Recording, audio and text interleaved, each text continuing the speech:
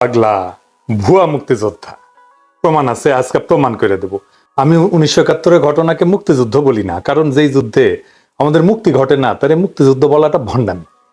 আর আরেক রাষ্ট্র এসে আমারে মুক্ত করে দিয়ে যাইতে পারে না, তাই তো ঘটিছে, তাই না? 1971-এ কারণ কইতে পারে 1971-কে আমরা তাইলে কি বলবো? সবচেয়ে ভালোভাবে বলা সম্ভব বাংলাদেশের জন্ম। এই বাংলাদেশের জন্ম ইতিহাসের অংশ, এই জন্মকে আমাদের জাস্টিফাই করতে হবে, তাইলেই বাংলাদেশ রাষ্ট্র টিকবে। না হলে বাংলাদেশ টিকে থাকার মরাল অথরিটি থাকবে না, নৈতিক যে অথরিটি সেটা থাকবে না। যাই হোক, সেই আলাপ আমি পরে করব, আজকে না। আজকের আলাপটা একটু মুখরোচক টাইপের। 1971 নিয়ে, মুক্তিযোদ্ধাদের বীরত্ব নিয়ে ফাপা আর মিছা কথা কিভাবে ধরতে হয় সেটা দেখাই দেব। আজকের টেস্ট কেস হচ্ছে ফজা পাগলা, আর ফজা পাগলা যে প্যাথোলজিক্যাল লায়ার সেটাও দেখাই দেব। মানুষ বুঝে ফেলেছে এরা হইল রাজাকারের বাচ্চা। এরা 54 বছর পরেও রাজাকারের সেই কুকীর্তিকে তারা ভুলে নাই, তার প্রতিশোধ নিতে। এখন মূল কন্ট্রাডিকশন হলো এই দেশে মুক্তিযুদ্ধ থাকবে কি থাকবে না। রাজাকারের বাচ্চারা বলে এখনো ঢাকা বিশ্ববিদ্যালয়ের গোলাম আজমের ছবি টাঙ্গায়। এরা রাজাকারের বাচ্চা, এরা বাংলাদেশ মানে না।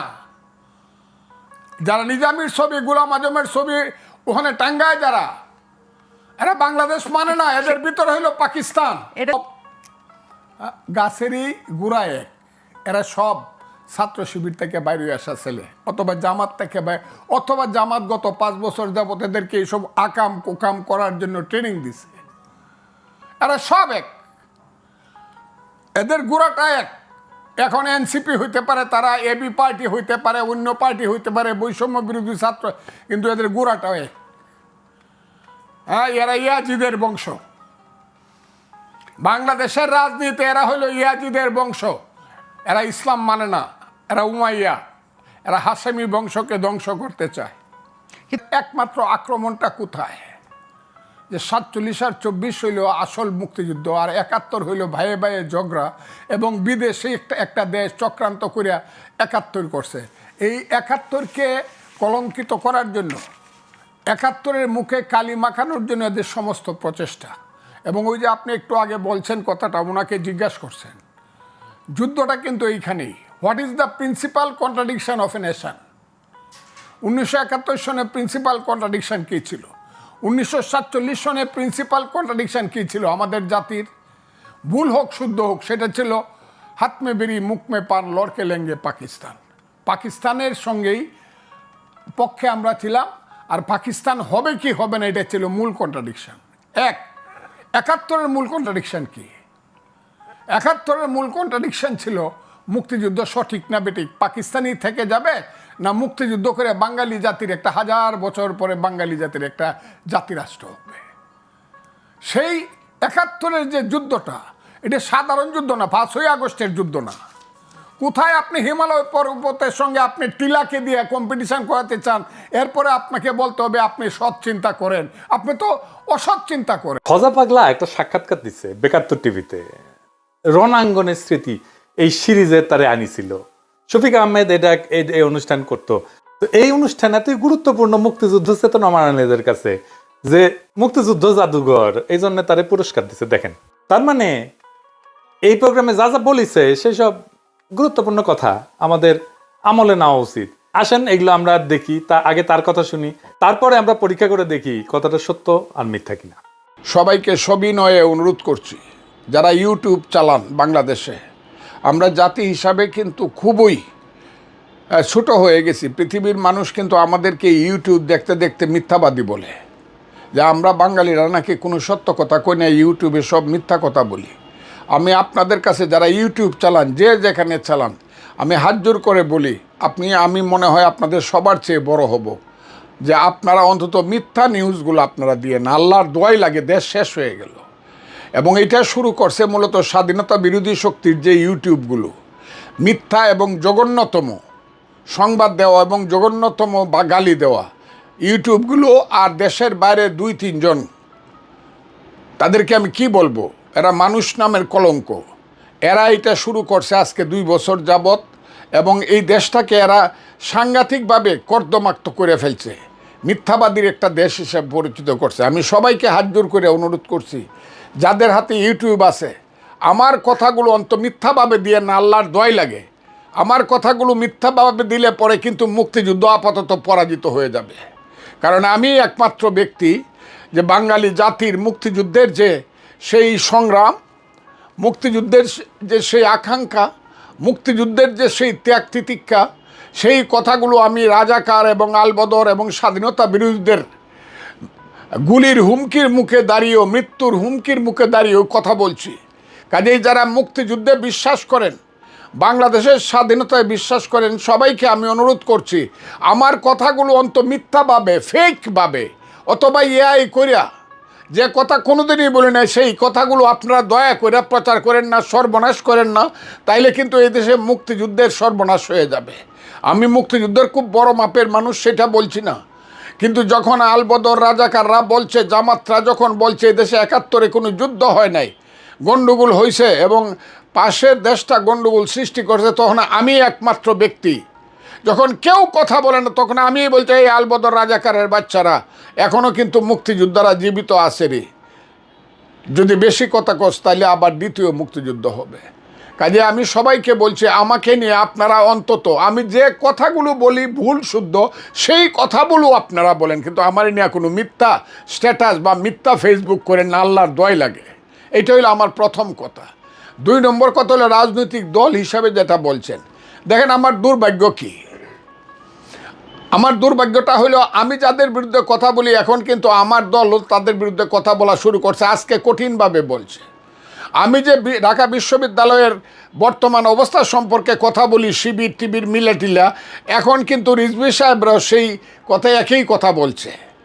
আমি যে কথা বলি যে বাংলাদেশের ৬৪টা ডিস্ট্রিক্টের মধ্যে ৪৬টা ডিস্ট্রিক্টের ডিসি হইল জামাতের, এখন আমার চেয়ে রিজভী সাহেব বলছে সব ডিসি জামাতের, সমস্ত প্রশাসন তারা দখল করছে, সমস্ত বিশ্ববিদ্যালয় তারা দখল করছে। তিনি বলতেছে আবার তিনি আবার দস্তখত করিয়া একই কথা বলার অপরাধে আমাকে তিনি আবার শোকজ করে দল থেকে দলের নির্দেশে আবার আমাকে সাময়িকভাবে, কত দুর্ভাগ্য আমার, আমাকে সাময়িকভাবে তারা যে কথা বলতেছে, আমি যে কথা বলতেছি ১ মাস পরে তারা একই কথা বলতেছে, কিন্তু এই কথা বলার অপরাধে তারা আমাকে আবার দল থেকে বহিষ্কার করছে সাময়িকভাবে। এটা হলো আমার জীবনের দুর্ভাগ্য। আমি ১০ মাস আগে যে কথা বলছি যে জামাত আমাদেরকে খায়ে ফেলবে, কত ধরনের বিশ্রী কথা বলে তারেক রহমান সম্পর্কে বিএনপি আজকেও বলছে যে চোরদের একটা দল, চান্দাবাজ দান্দাবাজদের একটা দল, আজকেও জামাতের লোকেরা বলছে। তারপরও কেন জানি চুপ করে থাকে, কি পাওয়ার আশায় বিএনপি চুপ করে থাকে? এই রাজাকারদের গালি শোনার চেয়ে তো মরে যাওয়াটা ভালো, কারণ এটা তো জিয়াউর রহমানের দল, এটা শহীদ জিয়ার দল। যে লোকটা বলছিল I Major Zia do hereby declare the independence of Bangladesh on behalf of our great leader Bangabandhu Sheikh Mujibur, এটা তো শহীদ জিয়ার দল, উনি দলটা সৃষ্টি করছিলেন। সেই দলে অনেক মুক্তিযোদ্ধা আছে, এরা সেই সব রাজাকার আলবদর এবং স্বাধীনতা বিরোধী বাচ্চাদের বকা শূন্য চুপ করে থাকে। আমি বুঝি না এরা কী পাওয়ার আশায়, অথবা তাদের কাছে তাদের কি দায় দায়িত্ব আছে, কেন তারা কি কোনো মাথা পিকাইছে? আমার তো মনে হয় না। শুধু ক্ষমতায় যাওয়ার জন্য না, আদর্শ না হইলে ক্ষমতায়ও যাওয়া যাবে না। ধরেন ব্রিটিশ আমল এটার নাম ছিল ব্রিটিশ ইন্ডিয়া, ওই সময় জওহরলাল নেহেরু প্রধানমন্ত্রী হয়েছে, শেরে বাংলা একে ফজলুল হক কলকাতায় বসে বেঙ্গল প্রেসিডেন্সির প্রধানমন্ত্রী হয়েছে। কি হয়েছে? একটা পরাধীন দেশে প্রধানমন্ত্রী হয়েছে। ধরেন এই দেশটা এখন একটা সাব জুডিশিয়াল দেশ হয়ে গেল, subjugated by America or by India or by চীন অর বাই রাশিয়া। এই দেশের প্রধানমন্ত্রীর লাভ কি? প্রথম দাবি সে ১৯৭১-এর ৯ মার্চ পতাকা উড়াইছে। দেখেন এডিটর সাহেব তার কথাটা দেখান। আচ্ছা এইবার আসেন দেখিস কিশোরগঞ্জে কে কবে স্বাধীন বাংলাদেশের পতাকা উড়াইছিল। ১৯৭১ সালের ৬ মার্চ অকুতোভয় ছাত্রনেতা কামরুজ্জামান কমরু কিশোরগঞ্জে সর্বপ্রথম স্বাধীন বাংলাদেশের পতাকা উত্তোলন করেন। কিশোরগঞ্জে পতাকা উড়ানো হয়েছে ৬ মার্চ, ৯ মার্চ না। আর সে উড়ায় নাই। এডিটর সাহেব একটা স্কোর কার্ড করেন না পাশে, শেষে দেখুন নি ওই পাস করিছে না ফেল করিছে, লেখেন পতাকা উড়ানোর দাবি নাম্বার কত দিমু, হদ্দুটে 0 লাড্ডা গোড্ডা। আসেন পরের দাবি কি তা দেখি। তারপরে সে কয় যে ১১ মার্চে গ্রামের বাড়ি যায়, ইট না, থানায় গিয়ে বলে অস্ত্র দিয়ে দিতে হবে। ২ থেকে ২৫০ ছাত্র নিয়ে নাকি ট্রেনিং করায় আনসার কমান্ডার দিয়া। পরে কইছে এটাই তার একমাত্র ট্রেনিং এবং এটাই তার কমপ্লিট ট্রেনিং আর কি, আনসারের ট্রেনিং দিয়া মিলিটারি যুদ্ধ করেছে। ইটনা উপজেলা এই শিরোনামে মুক্তিযুদ্ধ জ্ঞান কোষের প্রথম খণ্ডে এই ট্রেনিং এর কথা নাই, যদিও এই ফজা পাগলা সম্পর্কে বলা হয়েছে সে মুক্তিযুদ্ধের অন্যতম প্রধান সংগঠক। তাহলে এডিটর সাহেব ইটনা ট্রেনিং করানোর দাবির পক্ষে কোনো প্রামাণ্য রেফারেন্স বইয়ে এভিডেন্সে নাই, তাহলে ইডিও সে লাড্ডা গোড্ডা দেন। এডিটর সাহেব 2-0 কি আর করবেন, যা দিবেন হাতে তাই যাবে সাথে। এরপরে সে বলতেছে 21, 22 এবং 23 জুন সে তামাবিল জাফলং এ মীর শওকতের আন্ডারে যুদ্ধ করেছে। সে ছিল ডাউকিতে, নিজেই কইছে। যুদ্ধের সামরিক অভিযান 2য় খণ্ডে যে এই জায়গাটা যুদ্ধের কথা বলছে না, ওই যে তামাবিল জাফলং, ওই যুদ্ধের সব যুদ্ধের বর্ণনা আছে। এটা হচ্ছে রাধানগরের যুদ্ধ। অনেকগুলো যুদ্ধ হয়েছে রাধানগরে। এই অঞ্চলটা মীর শওকতের 5 নম্বর সেক্টরের অন্তর্ভুক্ত ছিল। ফজার দাবি অনুযায়ী সে মুজিব বাহিনীর সদস্য ছিল। দেখান এডিটর সাহেব, দেখান সে মুজিব বাহিনীর সদস্য। মুজিব বাহিনীর সদস্যরা দেশে ঢোকার আগে দেশ স্বাধীন হয়ে যায়। দেশে একটা ক্ষুদ্র অংশ পার্বত্য চট্টগ্রাম দিয়ে ঢোকে শেষ দিকে। তো ফজার ডিসেম্বরের 2য় সপ্তাহে ফজার কোনোভাবেই মীর শওকতের সেক্টরে যুদ্ধ করার সম্ভাবনা নাই, তাও তর্কের খাতিরে ধরি যে করছে। তাও তার বলা তথ্যই ভেরিফাই করি। আসেন মুক্তিযুদ্ধের সামরিক অভিযান 2য় খণ্ড থেকে পড়ি। রাধানগর কমপ্লেক্সের গুরুত্ব সিলেট তামাবিল ডাউকি সড়কের অবিভাজ্য ভারতীয় উপমহাদেশে ইংরেজ শাসনামল থেকেই যথেষ্ট গুরুত্ব বহন করে আসছে। ভারতের আসাম, মেঘালয়, মণিপুর, নাগাল্যান্ড, মিজোরামের সাথে স্থলপথে বাংলাদেশের ব্যবসা বাণিজ্য ও যাতায়াতের একমাত্র যোগাযোগ মাধ্যম হচ্ছে এ সড়কপথ। 2য় বিশ্বযুদ্ধে মিত্রবাহিনীর বার্মা ফ্রন্টে যুদ্ধ পরিচালনাতেও এ সড়কটি একটি গুরুত্বপূর্ণ ভূমিকা পালন করেছে। সামরিক দিক থেকে সিলেট তামাবিল সড়কটি নিজেদের আয়ত্তে রাখতে পারার অর্থ অনেকাংশেই ছিল সিলেটের প্রতিরক্ষা নিশ্চিত করা। এ কারণেই সিলেট তামাবিল সড়কটি যে কোনো বড় আক্রমণ থেকে রক্ষা করার জন্য পাকিস্তানিরা সিলেট শহর থেকে তামাবিল বিওপি পর্যন্ত সব গুরুত্বপূর্ণ জায়গায় সুদৃঢ় প্রতিরক্ষা ব্যবস্থা গড়ে তুলেছিল।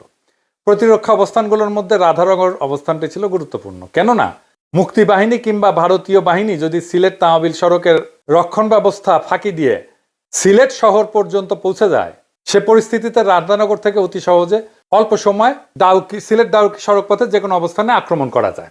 তো এই ডাউকি ঘাট অঞ্চলের অবস্থান দখল করে রাখার জন্য রাধানগর ছিল একটা গুরুত্বপূর্ণ জায়গা। সহজ ভাষায় রাধানগরের অবস্থান